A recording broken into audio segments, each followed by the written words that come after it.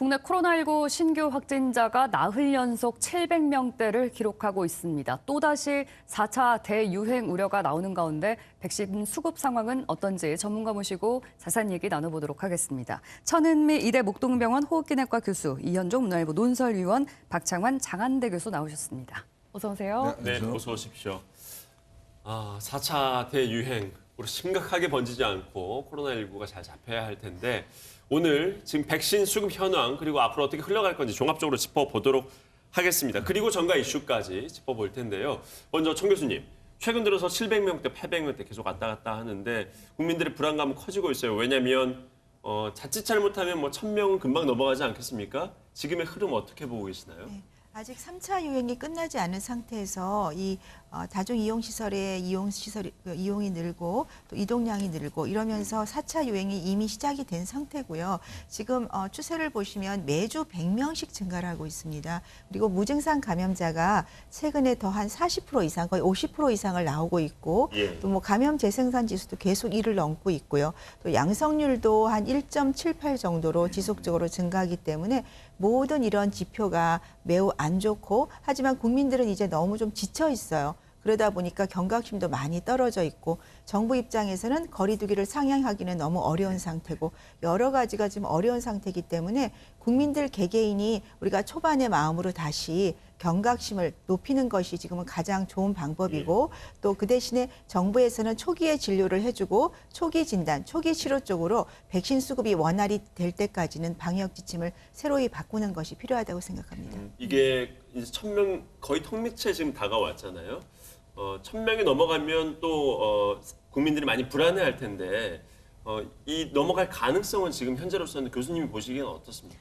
네, 지금 일주일마다 100명씩 넘기 때문에 1000명은 넘을 확률은 지금 상태면 매우 높고요. 우리가 국민들이 조금 더 검사를 수를 늘린다면은 1000명 이상 분명히 나올 겁니다. 그만큼 주변에는 나도 모르게 감염이 되는 무증상 감염이 많다는 사실을 항상 우리가 명심해야 되고, 지금 날씨가 많이 따뜻해서 야외로 많이 나가고 모임을 가지시는데 이러한 과정에서 우리가 언제든지 감염될 수 있기 때문에 모임을 하시더라도 꼭 마스크 착용을 잘 해주시고, 가능하면 이렇게 사람들과 만나 식사하는 모임은 좀 자제하는 것이 좋습니다. 네, 앞서서 정부에서는 거리두기 개편안을 5단계에서 4단계로 줄이는 안을 발표를 했었는데 이게 이제 이번 주부터 몇몇 지역을 대상으로 시행이 된다고 하는 거죠? 네, 경북에서 이제 실험적으로 이 네. 4단계에 맞춘 대상 이제 실험에 들어갔습니다.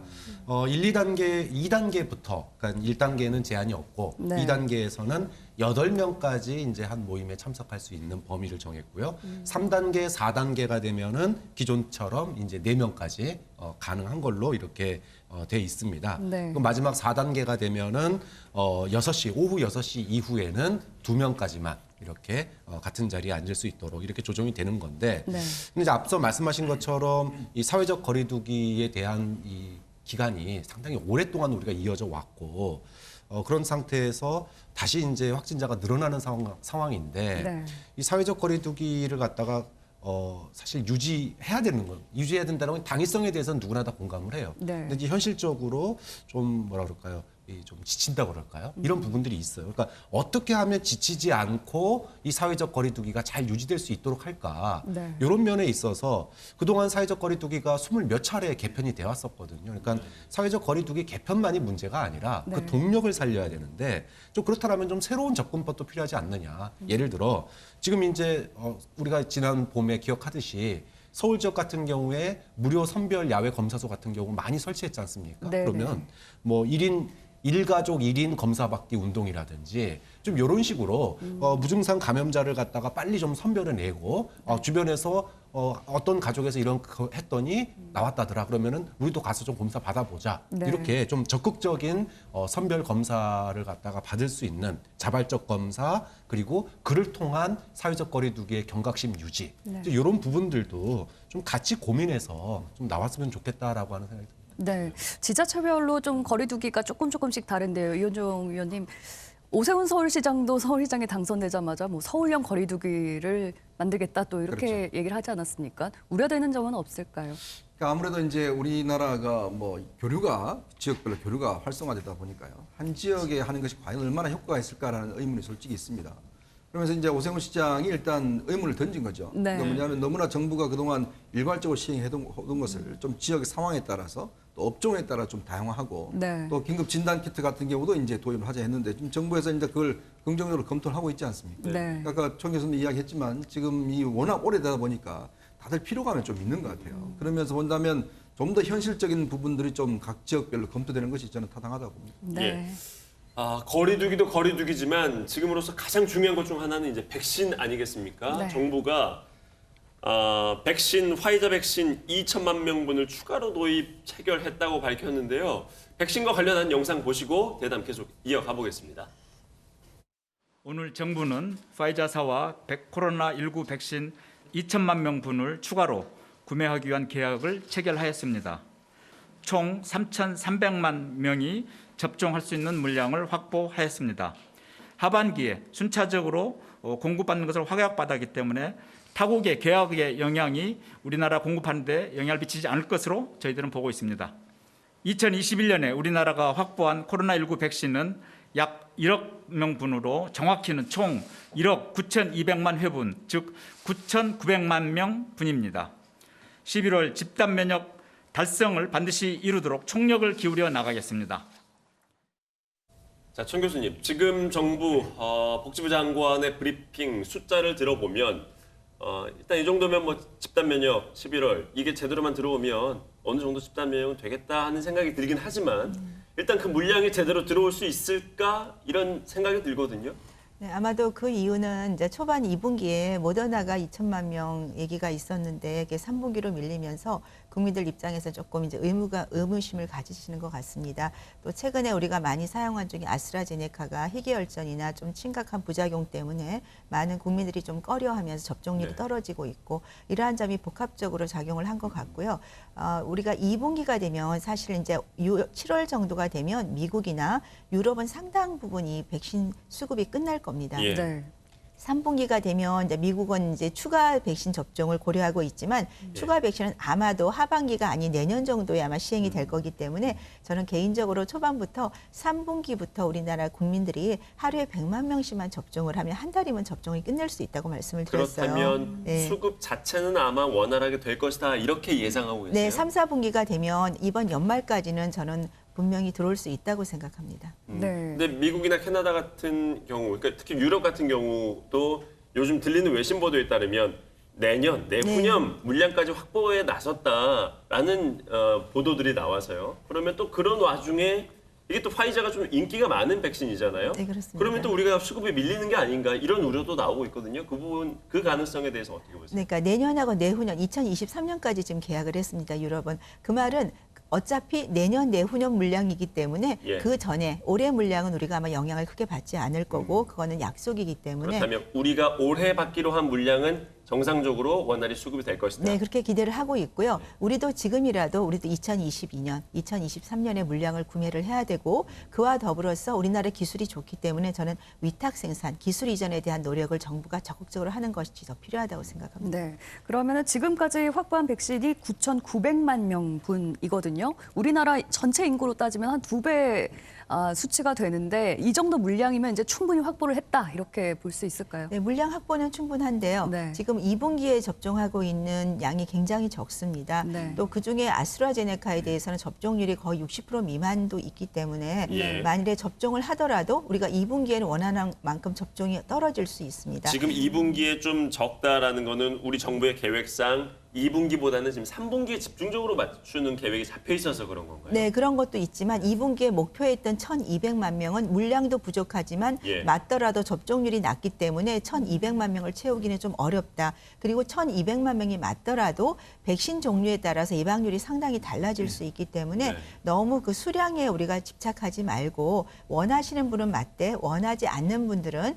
3분기 이후에 국민들이 원할 때 접종을 할 수 있게 하는 것이 저는 동시에 집단 면역에도 훨씬 도움이 된다고 생각합니다. 네, 미국 같은 경우에는 이제 백신이 워낙 많아서 3차 접종, 이른바 네. 부스터샷까지도 계획을 하고 있다고 하는데 우리나라도 그걸 좀 기대할 수 있을까요? 어떻게 보세요? 이 물량 부스터샷은 정도는? 이제 그 유효기간 1년 가까이 지난 다음에 필요하죠. 왜냐하면 미국 같은 경우는 이미 12월 1월부터 맞았기 때문에 네. 올해 말이 되면 부스터샷을 걱정해야 되지만 우리 국민들은 하반기에 집단 면역이 형성될 있기 때문에 아직 올해는 부스터샷은 걱정하실 필요가 없을 것 같습니다. 내년 정도 네, 맞는 맞습니다. 걸로 예. 기대를 하면 될 것 같아요. 백신 수급에 대한 이야기를 계속 해보고 있는데요. 이런 와중에 여기저기서 러시아 백신 이야기까지 나오고 있습니다. 이 부분도 영상 보고 계속해서 짚어보겠습니다. 다른 나라들이 개발 또 접종하고 있는 백신을 우리 경기도라도 독자적으로 좀 도입해서 접종할 수 있을지를 지금 실무적인 검토를 하고 있고, 가능하면 중앙정부에 건의해서라도 추가의 백신을 확보하도록 노력해 보겠다는 말씀을 드립니다. 이재명 지사는 중대본의 중요한 일원입니다. 중대본에서 그런 문제 얘기하시면 되고요. 이제 백신을 구해오는 건 중앙정부의 몫이고, 그걸 접종을 하는 것은 지자체가 중심이 돼서 하고 있거든요. 예. 혼란만 초래할 수도 있는 거죠. 자, 청 교수님, 지금 정부에서 공식적으로 러시아 백신도 지금 검토 중에 있다, 이런 얘기가 나오지 않았습니까? 러시아 백신 맞아도 괜찮은 겁니까? 지금 현재 보고들은 어떻게 올라오고 있나요? 러시아 백신이 아직 그 파이자 백신이나 모더나 백신 수급이 너무 원활하지 않았기 때문에 아마 나온 얘기로 생각합니다. 하지만 러시아 백신 자체가 우리가 아데노바이러스 기반 백신입니다. 얀센이 아데노바이러스 인간의 26번이고 이 러시아 백신 같은 경우는 처음에 아데노바이러스 예. 인간 26번을 접종하고 3주 후에 아데노바이러스 5번을 접종합니다. 그래서 두 가지를 접종을 해서 하나에 이미 면역 노출이 된 분이 다른 그 아데노바이러스 노출이 안 되기 때문에 면역이 좀 올라갈 거라는 그런 이제 확신하에 접종을 했고요. 하지만 이것도 마찬가지로 아스트라제네카, 얀센의 아데노바이러스 기반이기 때문에 그 리얼월드 데이터라고 그러죠. 전체 우리가 임상에서 맞았을 때 어떤 희귀혈전이나 이런 것에 대한 보고가 지금 정확히 나오지 않고 있어서 예. 저는 분명히 그 희귀혈전이 나올 확률이 높다고 생각하고요. 네. 두 번째로는 이 백신의 예방률이 다른 얀센이나 아스트라보다 굉장히 높게 나왔습니다. 거의 예. 91.6%가 나왔는데 러시아 백신이요? 네. 예. 근데 그 이면을 잘 살펴보시면 아데노바이러스 기반은 1차와 2차 사이에 예방률 유효율이 높지가 않습니다. 얀센이 한 번만 맞는 이유가 그 이유예요. 네. 아스트라도 1차와 2차 사이가 4, 5%밖에 안 되는데 이 러시아 백신도 그 데이터를 자세히 보시면 1차 접종 후에가 87%입니다. 2차가 91.6%로 되어 있기 때문에 한 4% 가까이밖에 차이가 안 나죠. 네. 그런데 또 하나 제가 문제로 조금 제기를 하고 싶은 것은 그러면 왜 얀센하고 아스트라에 비해서 이렇게 월등 20% 가까이 높게 나왔냐를 봤더니 이 연구를 짜실 때 보니까 이 PCR 검사라고 그러죠. 우리가 네. 확진 검사를 하는데 이 연구에서는 처음에 한 번 하고 그다음 두 번째 접종을 하러 오는 날 PCR 검사를 합니다. 거기에서 양성이 나오면 그분들은 다 제외를 시키고 그 상태에서 이제 2차 접종 후에 우리가 확진자를 찾는데 확진자가 PCR 검사를 하는 것이 아니고 증상이 있는 분만 확인을 한 거죠. 네. 본인이 스스로 신고하신 분만. 그러다 보니 무증상 감염자가 상당히 많거든요. 무증상 감염이 완전히 배제가 된 상태이기 때문에 저는 91.6%보다는 분명히 얀센이나 아스트라제네카에 가까울 정도의 70% 정도라고 저는 생각을 할 수가 있을 것 같고요. 그래서 네. 조금 이게 화이자나 모더나가 지금 우리가 하반기에 이렇게 충분히 접종을 할 수 있다면 굳이 러시아 백신까지 도입할 필요는 없지 않을까 생각합니다. 네, 아무래도 뭐 충분한 물량이 확보가 됐다고는 하지만은 여러 변수들이 또 있으니까요. 안전성 네. 문제라든지 공급 시기라든지 이런 것 때문에 정치권에서는 이제 여기저기서 어떤 백신이라도 좀 가져오자 이런 얘기들이 나오고 있는 것 같은데 여권 내에서도 좀 이 러시아 백신에 대한 의견이 다르게 나오고 있거든요. 이유는 뭐라고 보세요? 아무래도 이제 수급에 대한 전망이 확실치 않다 보니까 이런저런 얘기가 나오는 것 같아요. 네. 뭐 이재명 지사 같은 경우에 이제 러시아 백신에 대해서 공개적으로 중앙 정부에서 좀 공개 검증을 해야 되지 않느냐, 이제 고민해야 되지 않느냐 이런 주장을 했는데 네. 정세균 전 총리 같은 경우에는 거기에 대해서 부정적인 입장을 내펼쳤어요. 그런데 정세균 전 총리의 이 부정적인 입장 이후에 청와대에서 이 러시아 백신에 대해서 검토해보라 이런 네. 얘기가 좀 나왔단 말이에요. 네네.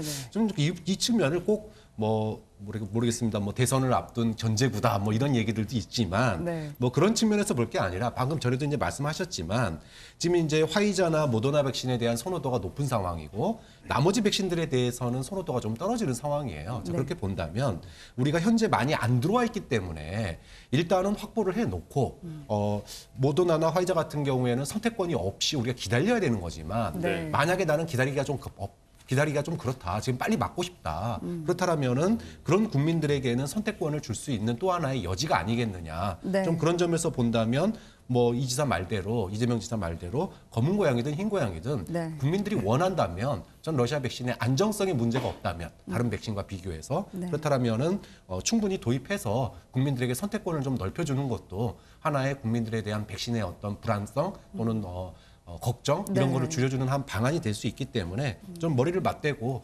고민해보는 네. 여지가 있다고 봅니다. 여러 가지 선택권을 넓히는 측면에서 백신을 많이 확보하면 할수록 좋다 이런 말씀이신데 미국에서는 앞서서 백신이 좀 남을 거라고 예상이 되는 상황에서 여유분들을 좀 다른 나라에 나눠줄 모양인 것 같아요. 그런데 그 해당 국가에 우리나라는 좀 빠져서 이게 국민의힘 쪽에서는 정부가 좀 외교를 잘못하고 그렇죠. 있는 것 아니냐 이런 지적도 하고 있거든요. 그러니까 이제 백신에 대한 정부 신뢰도가 지금 많이 떨어졌다는 게 문제죠. 네. 왜냐하면 국민들이 뭐 믿고 정부한테 맡기면 괜찮을 텐데 문제는 최근에 김호란 방역관의 임명이라든지 이런 네. 등등을 보면 과연 정부가 백신 문제를 제대로 판단하고 있는 것인가 이거에 대한 이제 의문이 있는 것이고요. 또 이게 이제 백신 패권주의라고 해서 사실은 이제 미국 중심적으로 백신에 대한 이제 독점 현상이 나타나다 보니까 네. 그만큼 국민들이 불안한 거 아니겠습니까? 예. 근데 더군다나 지금 우리 같은 경우는 한미동맹이라는 이제 절대한 동맹으로 맺어져 있는데 네. 최근에 정부가 보면 굉장히 친중적인 행보를 많이 하고 있단 말이죠. 이것에 대해서 한미 간의 관계도 조금 더 악화되고 있는 상황이고. 자, 그렇다 보니 지금 미국이 백신이 어차피 미국 백신 같은 경우는 지금 뭐 대부분의 백신들을 다 미국에서 독점적으로 하고 있잖아요. 네. 그렇다면 이 부분을 외교적으로 또 문제를 풀어야 되는 그런 상황인데 과연 이 부분에 대해서 정부가 제대로 지금 외교적으로 대응하고 있는가? 네. 바로 이런 부분에 대한 의문이 있고 또 미국도 네. 마찬가지로 이 문제를 외교적으로 접근하고 있는 것 같아요. 그러니까 단순히 어떤 방역 차원보다는 지금 일단 주변국부터 네. 그다음에 쿼드 가맹국 그다음에 이제 네. 동맹국 이런 순서로 정하고 있다 보니까 그렇다면 우리는 과연 그런 뒷순위로 밀려나는 거 아닌가? 네. 이제 이런 불안감이 있는 것이고 그걸 이제 5월 한미 정상회담 때 대통령이 얼마나 해결하느냐 저는 거기에 관건이 예. 있다고 봅니다. 이제 코로나19 관련한 내용을 마무리를 지으려고 하는데요. 마지막 질문으로 청 교수님.